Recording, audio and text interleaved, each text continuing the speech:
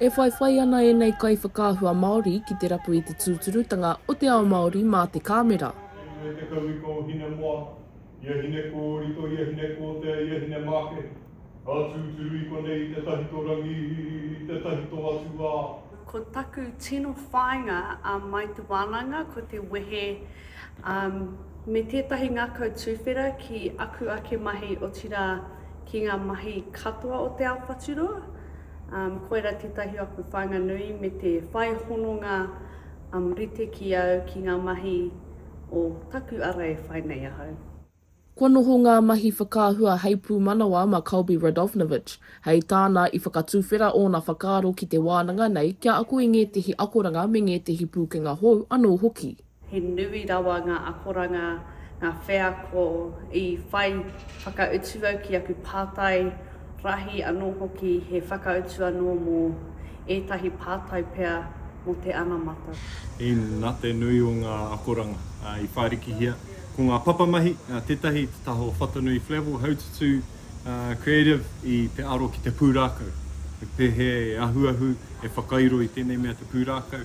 Kia Jade raua ko te arihi maipi o mahitahi, nā raua i koro mo te taha Pākihi.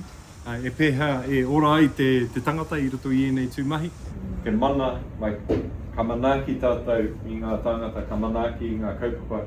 And literally, I don't like breaking down all the words and stuff, but manaaki is a simple, really clear one. Te aki, to uplift the mana of something. Ko te rā whitiroa Bosch te o ngā mātanga kai whakāhua o Te Kāhui Whaturoa.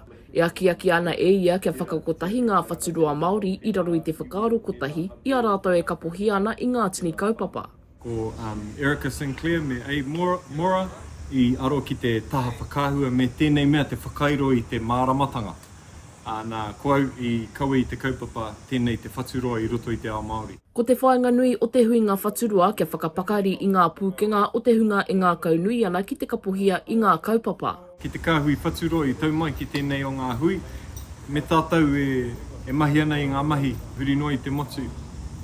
Kia āta kaua i ngā kōrero o te iwi.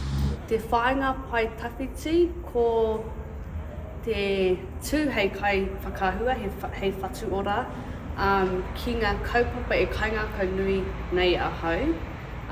Ko te hākina ki ngā Māori, ko ngā kaupapa Māori pēnei te manu kōrero, ngā manu kōrero, pēnei hoki ki ngā whakataitai kapahaka, ai koira aku tino whāinga nui.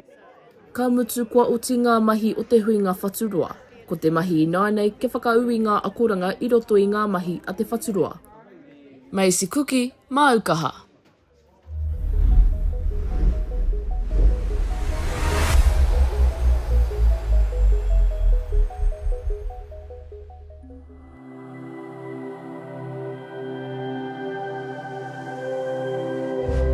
Ko te reo, te taka.